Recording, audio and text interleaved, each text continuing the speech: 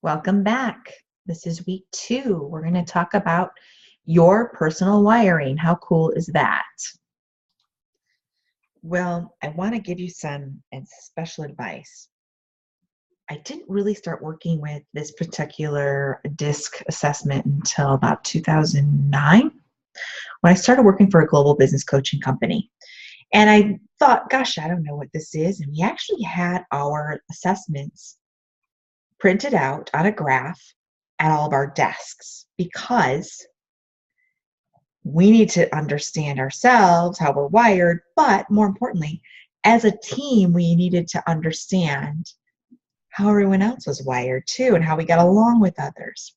Have you ever been that type of person that's super outgoing and you say hi to everyone and then you head over to the computer department or the IT department and everyone's an introvert and they look at you like you're crazy because you jumped in their face and we're telling them all about your weekend and they just want to be left alone as they code, the latest website or programming? Well, I'm going to get to why they're different than you. You're both thinking, gosh, what's wrong with you? You're so quiet all the time. And they're thinking, what's wrong with you? You don't shut up. You don't know, you never stop talking. Well, we're all wired a certain way, which is kind of cool. God did not make mistakes. You'll hear me say this a lot through this program. God did not make any mistakes. Everyone's wired a certain way for a purpose. Okay. Now, as a global team, we had our global office here in Las Vegas, and working there, it was helpful to understand because all of us came with different gifts. I was the loud, obnoxious promoter. I was brought on to be the publicist and to help grow the business. I worked in the business development side. I helped with bringing on new business coaches and coaching them as they started their businesses. Of course, I needed to be that extroverted personality. They knew hiring me what they were getting themselves into. So many departments do this. A lot of corporations do this. And if they're smart companies, they won't hire people that are not meant to fit into the department they need to be hired for. You don't take an introvert and throw them in the sales department, right? And you don't take someone who's an extrovert and throw them in a corner somewhere and tell them to be quiet all day. It doesn't work. In fact, when you try to be something you're not, it's very stressful. So this call is going to open up so much for you and blow your mind, okay? I'm just going to prepare you ahead of time. You're going to see the world differently. You're going to understand people better. You're going to come from a space of love more because truly, more than anything, it really changed me to see people for who they are. In fact, funny story, back in June 2012, my family, I'm one of 5 kids, we chose to do a family reunion where we just had mom and dad. It was their 50th wedding anniversary. Mom and dad and us 5 kids. That's it. No spouses, no grandkids, no great-grandkids, just us at a beach house in our hometown of Traverse City, Michigan. The beautiful part about that is I thought this is a great time to have my family take this profile assessment. How cool is that? And it was, still something new somewhat to me, but I was so excited to have everyone take it. And then I went through their personality assessments. Okay. So if you've upgraded the VIP package, you might want me to actually look at your assessment and tell you word for word how you're wired. You might want that more intuitive side, intuitive flair. Today's call, of course, I can't see your results. So I can't tell you personally what your assessment means, but I can if you want to upgrade and get that one-on-one session. So much fun to do together. So much fun. And going forward, it was so much fun to sit with my family and go, oh, that's why dad is the way he is. Or that's why my baby sister is the way she is, and so on. And we just kind of understood each other. And I'll tell you what really happens. It's so beautiful is everyone starts to see each other with a different pair of eyes, a different heart, a different attitude, with more compassion. Oh, you're just wired that way, okay? Now, our personalities come to us basically from our environment, which also is a little odd that all 5 of us kids could be so different. All 5 of us kids could be so different.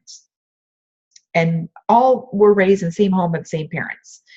But there's a lot of us that are very similar too. And it just depends on maybe, for my example, the oldest and the youngest, there's 15 years apart.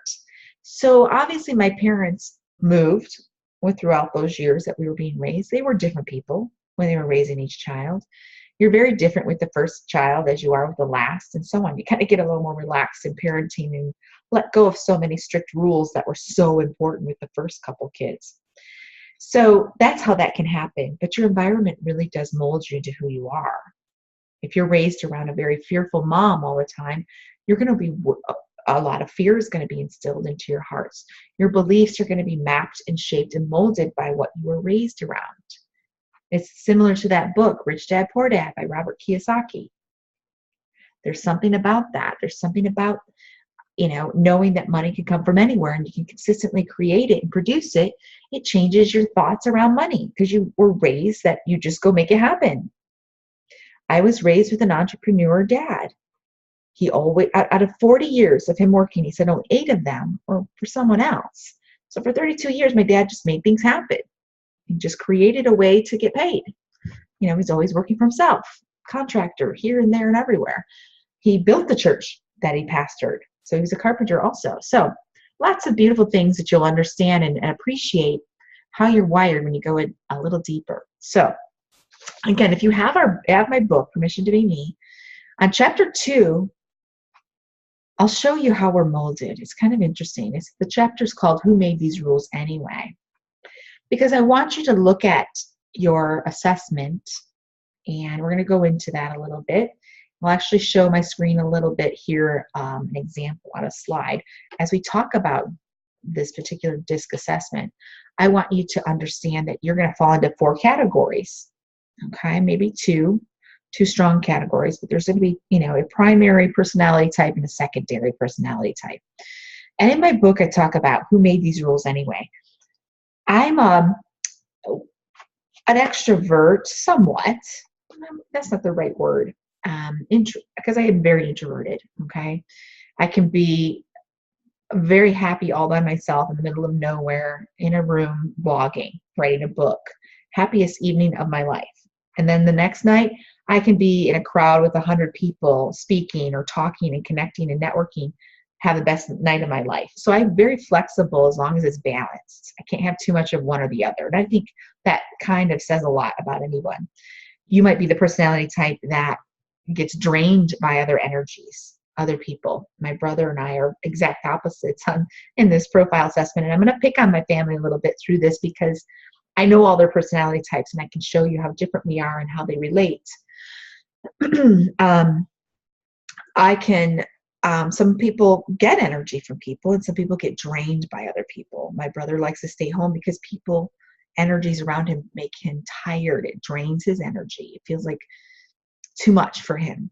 And then there are, people that actually get energy from other people. I have a lot of friends that are outgoing and they cannot do an evening alone. It's too much. They can't do it. They have to have an action-packed schedule because they get their energy from other people. Okay? So there's no right or wrong. I want you to see more than anything. There's no right or wrong to this. No right or wrong. You are perfect, whole, and complete. You are perfectly made in God's image to be whoever you want to. And think how boring this planet would be if we were all the same. It would be really dull. There's a reason why corporations have multiple departments, multiple personalities, multiple people with different strengths and skill set. That's what makes the planet go around. We can't all be that. We can't all be leaders and no followers. You've heard the saying, all chiefs and no Indians. You got to have a mix. There's got to be balance. You've got to have some leaders, some followers, and so on. Those that choose to step up and those choose to follow. Not all of us are born to be a leader, and that's okay. What a complicated world it would be if we were all running in one total opposite direction. It'd be pretty interesting and very hard to gather a tribe of people that want to follow you. Thinking of today's terms, followers on social media. So I want you to get your results out. It should look a little bit like what's on the screen here. I like this page because I can glance at this personality right here. And this one is not mine, but it's kind of similar to mine. So I thought I would throw this up there just to remind you which page it is. Carrie, pull that up. And again, get your book. If you need to pause this, please do this. Go get your journal and write this fun stuff down. And again, if you're a VIP client that upgraded to VIP, We will talk about it. Make sure you forward me your DISC results before our call, okay? So I can see them and go through them ahead of time. So let me kind of go through what that means, because when we see a chart like this, it means nothing. If you're not used to this like I am, and you've done this forever and ever and ever, I've done a DISC evaluation for more people than I can, hundreds of people. I used to do discovery calls and information screenings for people to get into our business coaching platform when I worked in the corporate world. And I have all my clients take this too. And the reason being is I like to know how my clients think, how they're wired. I want to cater their business to their personality, because I believe your business should be all about you. Your brand should be all about you. It should be an accessory of who you are, and it should be completely catered to you as a person. Your business should just be an accessory, of what you are. So I like to know ahead of time, and I'd like to know their learning style too, and it helps me coach them better. I feel more effective as a business consultant and coach. So pull yours out, okay? And you'll notice there's 2 bars. The colored one is your natural style. And the one that's gray, that's behind the color, like you see on the screen here, there's the red is the D, and then the gray one is right behind it. That's your adapted style. So we all have two different percentages for D, I, S, and C. And your natural style is who you are every day when you're not trying to be something else. And I can look at yours and go, are you, for example, on this chart as an example, this person has a red D that's up to almost 70%, but their adapted style is around 30%. That tells me that, because D stands for dominance and driver, that tells me that this person is a natural leader, likes to lead, but maybe in their job or their environment at home, they're not allowed to lead. Do you see what that makes sense? That means you're adapting to your environment. It's not who you are naturally, but you're choosing to take a step back and not be your true self. Now, I have to give you a word of warning. When you don't get to play full out yourself all the time, there's a part of you that starts to die. It creates stress. It creates a lot of stress. If you're a very outgoing person and you're not allowed to talk at work, or you're not allowed to speak up at home, it's going to start to chip away at you, and you'll feel like a part of you is dying, literally, because that's who you are. Embrace all of you. That's why we're doing this course together. You get to embrace who you are, okay? So look at the second one, the I. I stands for influence. You're influential. You inspire people. You're emotional, okay? And I'm going to go a little deep in the next slide of each of those. But if you're in, it looks like this person's naturally very high I, which means they're very influential, outspoken, they're very emotional, empathic, but they're supposed to be a little bit more even outgoing in their adapted lifestyle, which again is home or work or wherever. They need to be a little bit more than what they naturally are. So maybe they're in sales and they, for some reason, need to be even more outgoing than what they are currently. Say maybe that's their job position. They have to really put themselves out there. Maybe they're a public speaker, doing a training workshops, whatever it is, okay? So that's what those colors mean. I just wanted to define that quick for you. That's why you have 2 bars. That's what natural and adaptive means. But going forward, I wanted to give you a clearer understanding what each letter means, D-I-S-C. I like to give them some more kind of unique adjectives to go with the letters too, to help you remember who they are, okay? And again, have your family members take it. It's free, Thank you, Tony Robbins, again. But in order to, kind of, again, going through my book, this is where we get to understand ourselves and understand others. And look at yourself as, when did you stop giving yourself permission to be you? For example, I'm a raging high I and D. I don't have a lot of S and C in my chart. What does that mean? I'm extremely influential. I'm enthusiastic. I love to make people laugh. I'm out there. I hug people when I meet them. I don't know how to be anything else. Oh my gosh, just noticed that it said Kelly Ripa on the bottom. I love her. Of course I do. She's like me. You just start to understand people. They're very influential people. We're very emotional and we're very empathic. So if you're an empath, chances are you're high I. Life coaches tend to love, you know, I should take it back. Let me rephrase that. High I's love to be life coaches because there's so many emotions involved. We love that. It makes us feel good. We like feelings and emotions. I'm also a high D, which is a strong leader. So I'm both. They're very, very close. The I's a little higher than the D, which makes me a good entrepreneur, makes me a good driver, makes me a good dominant personality. I'm a strong leader. I know which direction I'm going, and you can't persuade me to do anything different. I'm very steadfast in my personality. Now, I'm going to give you 4 categories, and I'm going to help you understand what this means. I'm going to kind of paint a picture for each category, D, I, S, C, that helps me remember what they are, and I hope to help you too, okay? So let me give you job descriptions. Sometimes that helps. You're like, oh yeah, I know a few people like that. Okay, I get it now, Carrie. I love that they gave you famous people's examples. That's great. We don't know them. It's like, other than Kelly Ripa, yeah, I see her on a talk show, her beautiful show. Love her. Love Carrie Underwood too, but I see them in their profession, but I don't know if they're like at home. Some of you may know who they are at home. High five to you. You're hanging out with a famous person or a celebrity. But most of us don't know that.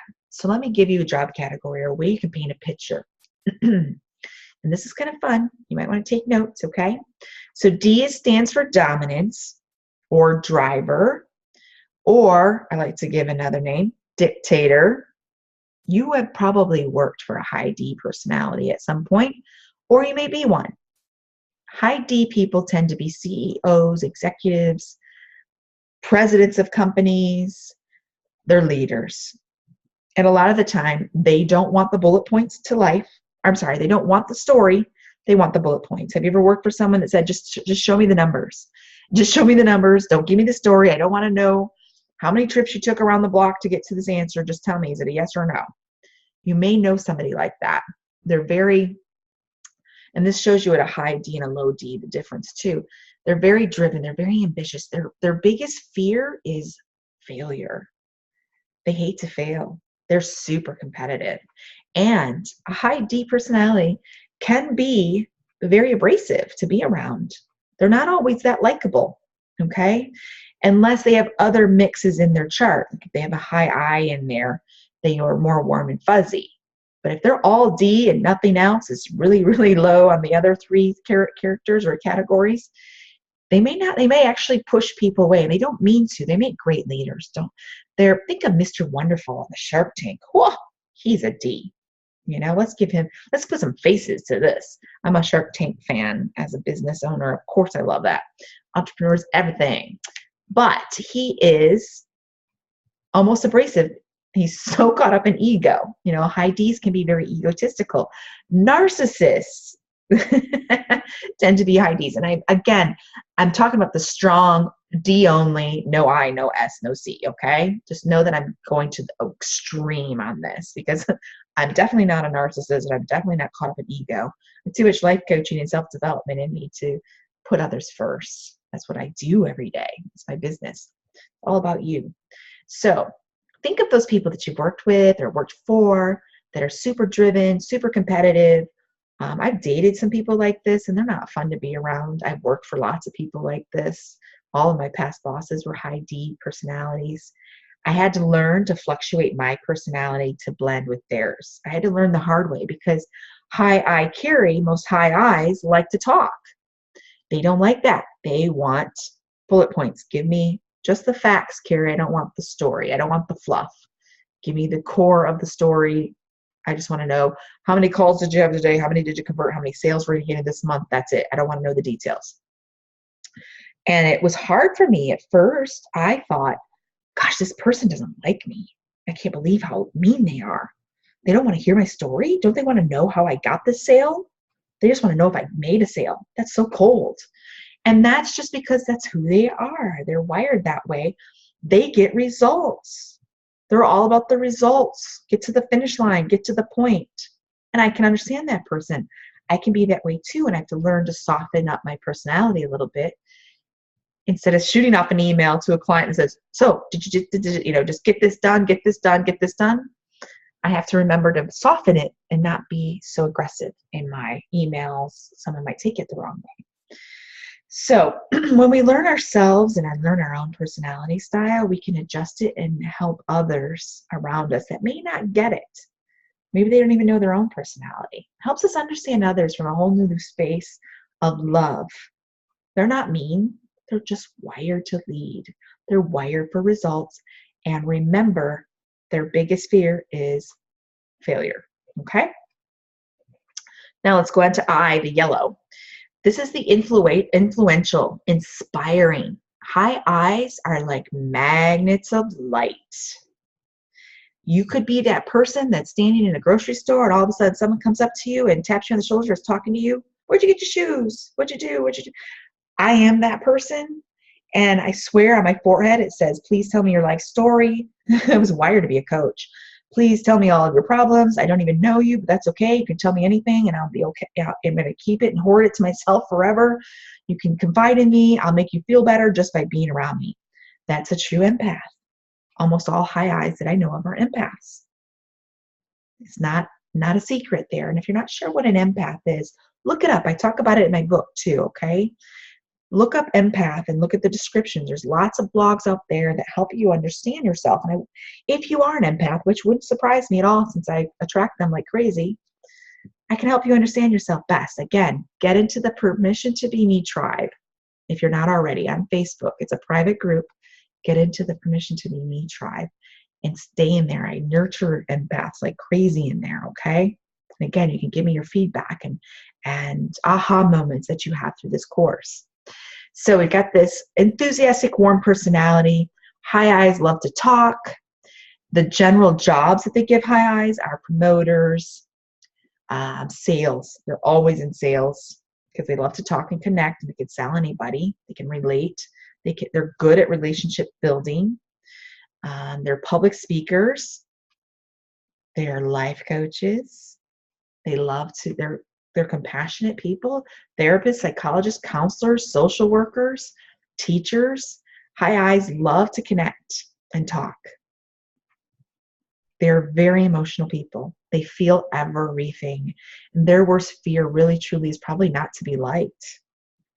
They actually fear not being liked, not being accepted, being left out. How many high I's do you know that have the fear of missing out, that FOMO? They have to be included in everything. It hurts their feelings if they're not. You know, you might know some people like that. When the camera turns on, they come to life like Kelly Ripa.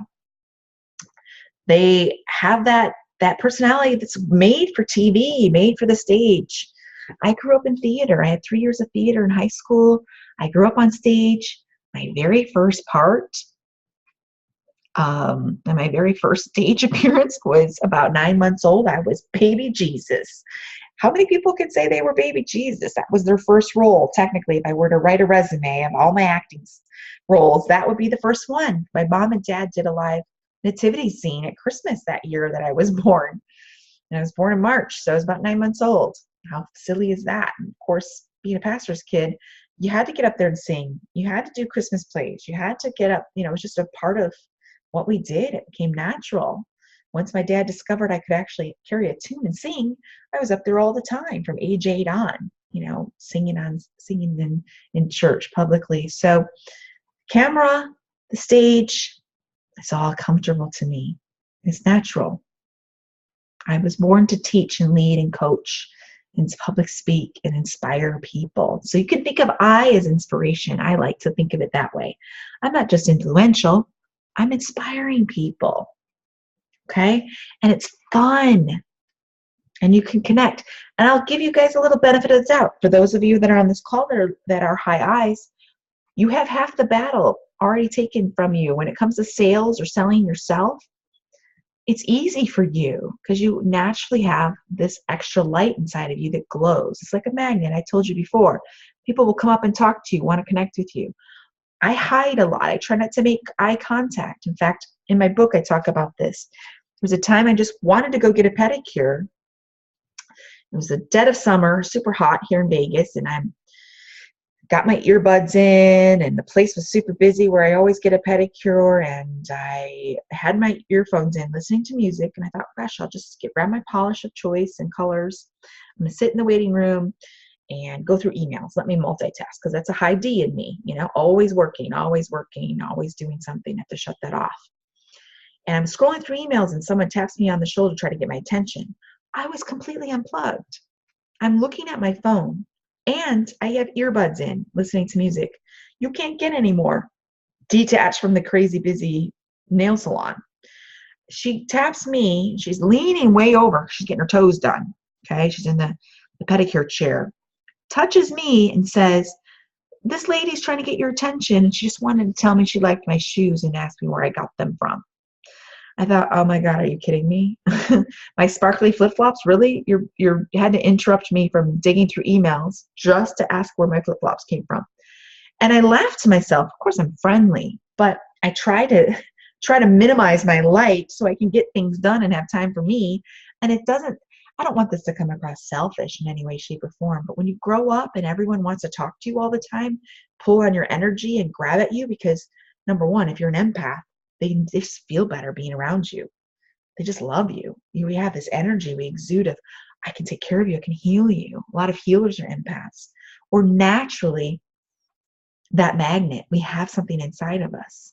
Okay? So it's okay. It's how you're wired. It's who you are. It's a gift. It's not a curse. Okay? I just want to give you that yumminess, that extra squeeze of hug and love from wherever you are on the planet listening to this, that it's okay. It's almost a gift. It's a gift. It's a leadership of some sort to be this person. You might be somebody's angel today. But that's who you are, and it's okay. Step into that role and own it.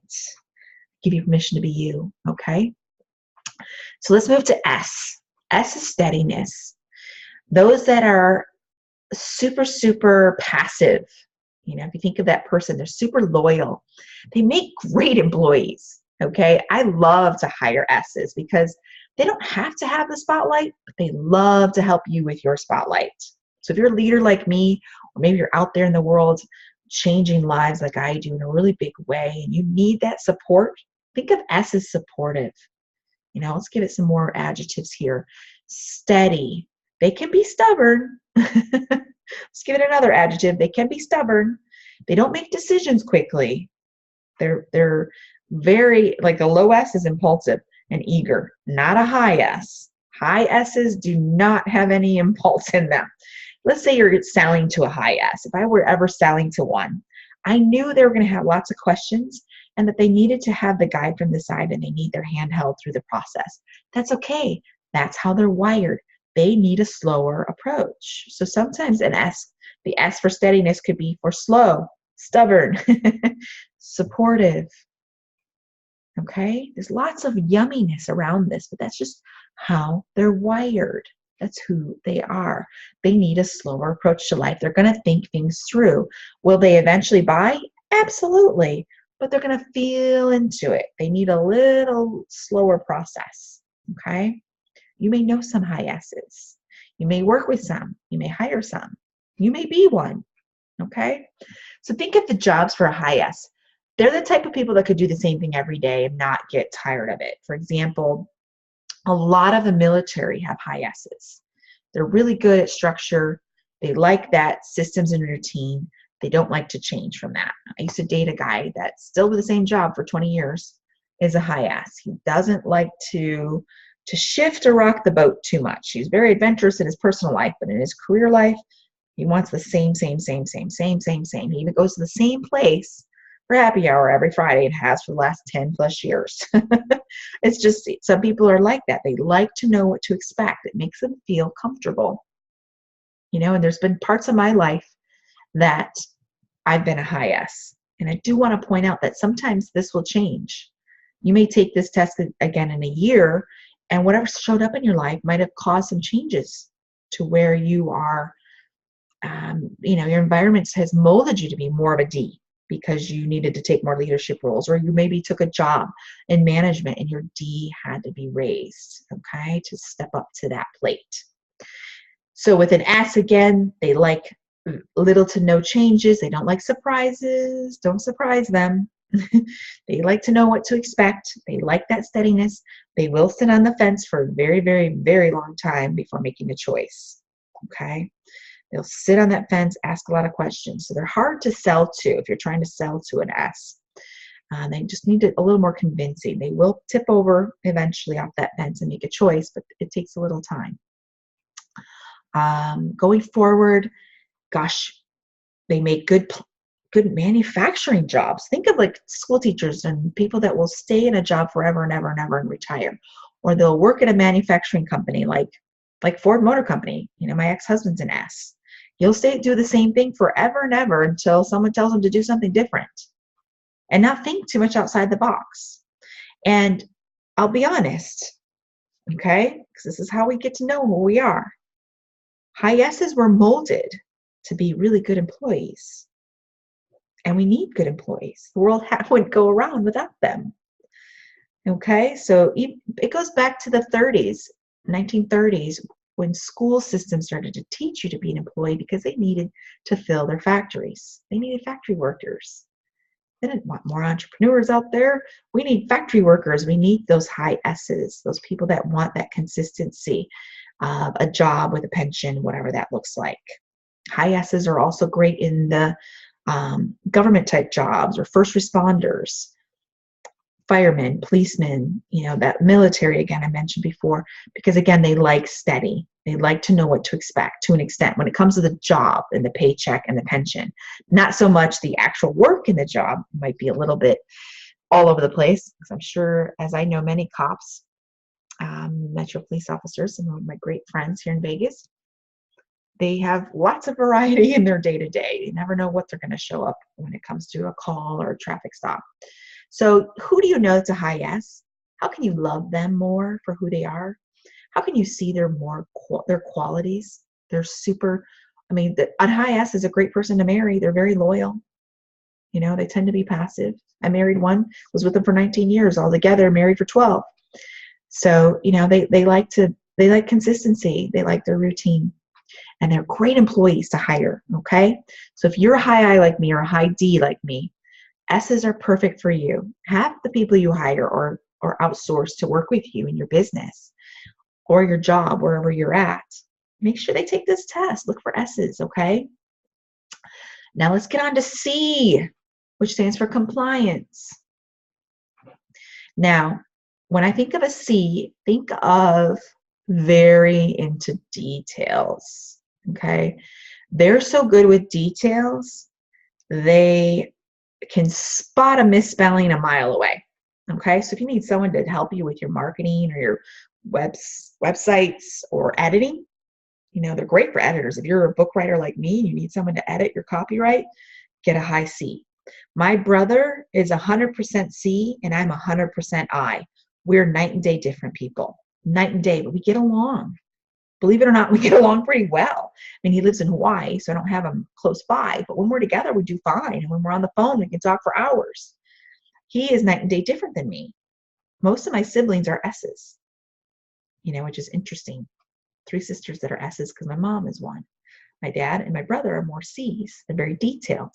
Now, I mentioned some downsides, okay, and I'm going to go through the downsides again and the upsides. I'll go through the pros and the cons of each one right after I do the C, because I don't want you to come away with, oh, I'm not this, something's wrong with me. There's nothing wrong with you. This is who you are.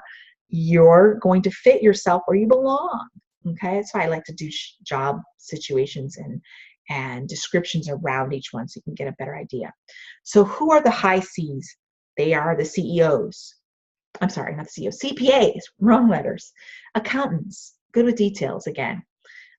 IT programmers, people that are building websites, doing your Facebook ads. I love to hire these guys for all the technical stuff behind my business.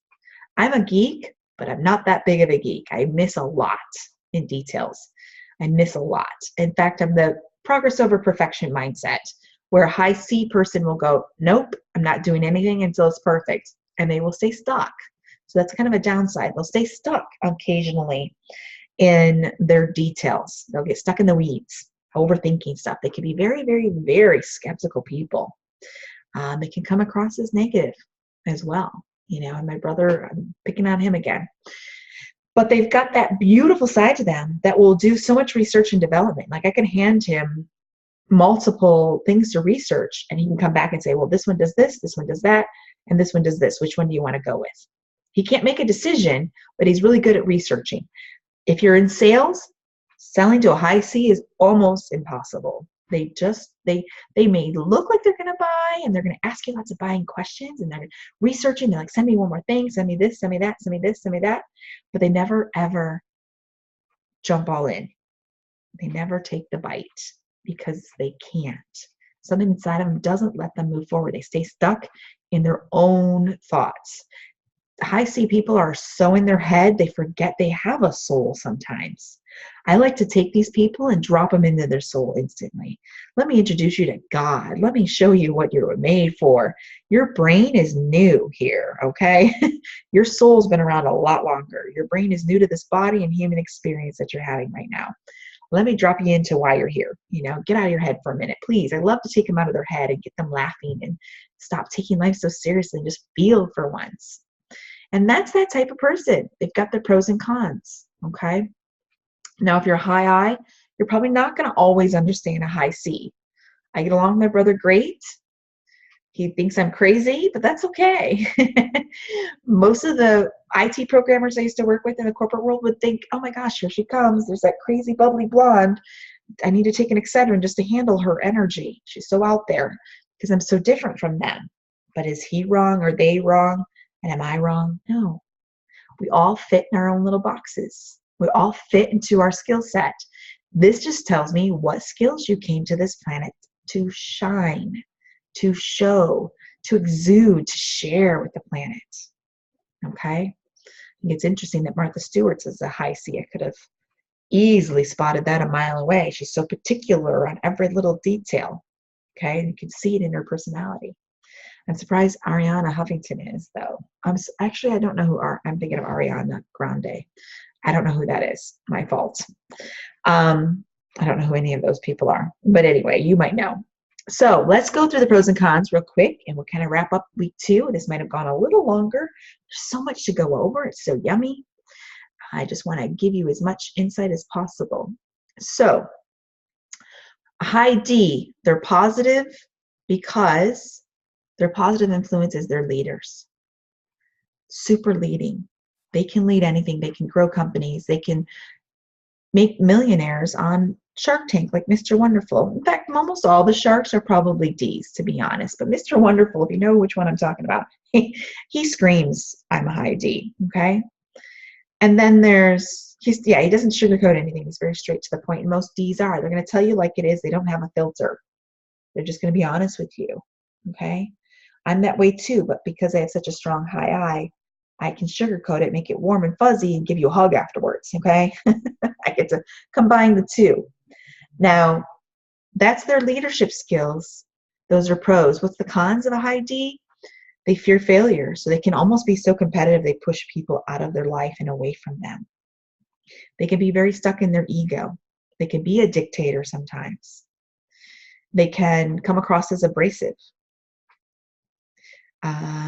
They can get so impatient they'll push friends right out of their life, and employees and everyone else around them, all relationships.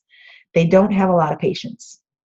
So that can be a downfall at times and can hurt them in the long run. They may quickly burn out from a project and go, this isn't working fast enough for me. I'm done. On to the next thing, on to the next shiny object, because they love to win. You remember, their fear is failure. So that's the pros and cons of a D. What's the pros and cons of an I? Pro is warm, fuzzy, yummy, super emotional, super empathic, love to talk, love to connect, build relationships. What's the downside? All of those? No. The downside is they can worry too much about being liked. They can worry about other people's feelings too much. Sometimes a high I, especially if they're an empath, will take on the emotions of others. That can be a con. That can actually work against you. And you'll, literally work yourself into a tizzy over other emotions that aren't even yours. If you're an empath, reach out to me. Again, get in our permission to be me tribe. or have a private session with me. I can help you shield yourself. I can help you talk it through and on how to work through that empathic energy. So that can be the con too. The other downside too is you could be overly emotional. There's a difference.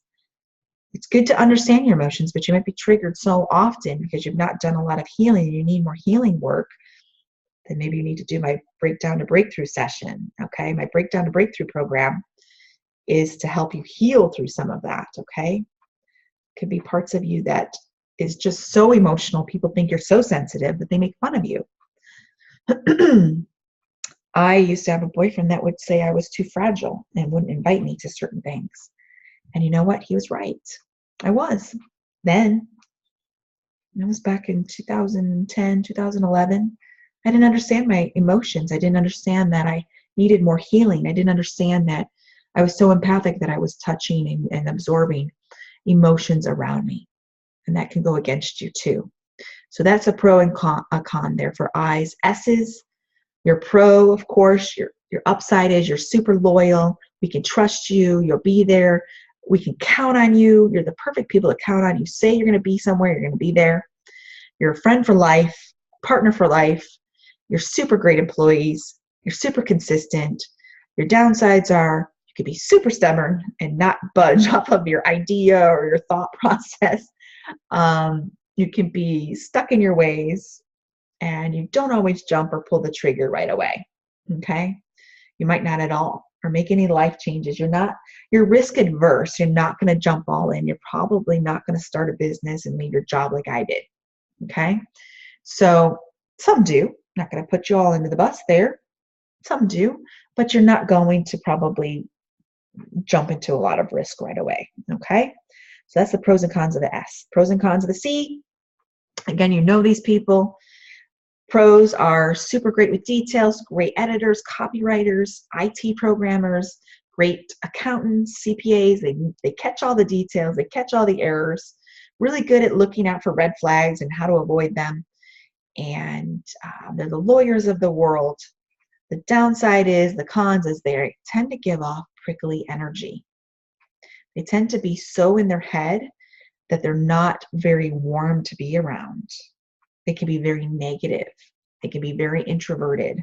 They can be to the point where they keep to themselves so much, they're kind of a loner. They don't have a lot of friends.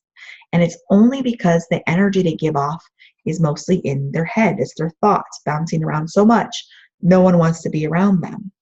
They almost look like they have a pained expression on their face because they're thinking so much. They're thinking, they're so in their head. I've heard the saying over and over again, get out of your head, you're in your head too much. That's why. That energy is not soft and yummy. They're not in their heart and their soul space. They're in the wrong chakra all the time. So you may know some people like this. I know this call is going to knock you silly if you haven't done this test before or something like it. It's very eye-opening. It's very enlightening. Have other people, again, around you, your children, your kids, your friends, dates, partner, spouse, whatever. Take it just to, again, understand how they can work together and why certain parts of them bug you. Now, I just have to put in this clause before I let you guys go. Just because someone doesn't think like you or act like you doesn't make them wrong. It makes them different. There's nothing wrong with them. There's nothing wrong with you. You're just different. You see life different. You're wired differently. You're wired to talk more than the person that's a C. They're wired to think more. So it's all good. We're all beautiful, God's children. He did not make mistakes. Everyone's different. Everyone's wired. Everyone comes to this planet with their unique gifts, including you. So your homework is to journal what parts of you were not okay. I want you to sit with this. Again, it goes back to chapter 2 of my book, Who Made These Rules Anyway? In fact, I was known to be a chatterbox, and I talk about that a little bit in that chapter. And I felt like something was wrong with me because I like to talk. I like to express. I'm a communicator. I'm a writer and a public speaker. I'm a coach. I can listen too. I listen throughout my entire coaching sessions because I'm channeling information and feeling through it. But when you're told all of your life that you talk too much, shush and go into a corner, or even told to shut up by some people, It hurts. It wounds you. So look deep into your own past. What parts of you were not okay? Who told you there's a part of you that's wrong? If you take a long time to make a decision, or you want to feel it through because you're a high S, who told you that wasn't okay? Did anyone ever make you feel shame around your personality? And I was hired to be a promoter and a publicist for a company, but I was teased all day because I talked a lot. I felt bad. My past CEO would say, "You're such a high I," and she would say it like something was wrong with me. And I know I took it personally, and that's on me. And she could have just said it as like, "You're so this, you're so blonde, you're so tall, you're so pretty, you're so blue-eyed, you're so skinny, you're so fat." It could have just been one of those casual statements, but I took it personally as it was a bad thing. My own mother used to say, "Whose kid are you?" And she would say it just like that. I don't even understand. Whose kid are you? Because I was so out of the box, different than her, she couldn't figure out how she could have produced or reproduced, or however, a child so different from herself. And it wasn't actually a put down. I took it as a negative comment when it really was a positive comment. It was actually a bewilderment comment from my mom, thinking, "I don't know how I produced this baby girl. She's just crazy. She's so out there and so different from me and so confident and out there saving the world with everything." And my mom's not like that. She's quieter. She keeps to herself. She was the pastor's wife, the Sunday school teacher. She's still a teacher in so many ways, but not in such a big way. It takes more for my mom to speak up and put herself out there than it is for me. So it's all in how we take it. Of course, it took me years later. I eventually found the truth that she was, just bewildered that she had me and that I was so different than her. I, again, had to heal that part of Carrie that said, that's not a bad thing. That's a good thing. So journal about this. What's triggering you about this? What parts of you do you think aren't right? Because there's no wrong. There's no wrong in this profile. There's no wrong you. We need you. If you're good at something, that's your skill set you get to bring to this planet. We need you. We need you to recognize your gifts and talents and own them, because again, you have permission to be you. Okay? So I'll see you on week 3. That's your homework. Journal about this. And I'll see you on week 3 as we heal those wounds that have shown up when someone told you you couldn't be you. Okay? That you didn't have permission to be you. So that we can get to the path where you get to be all of you, 100%. Big hugs. See you on week 3.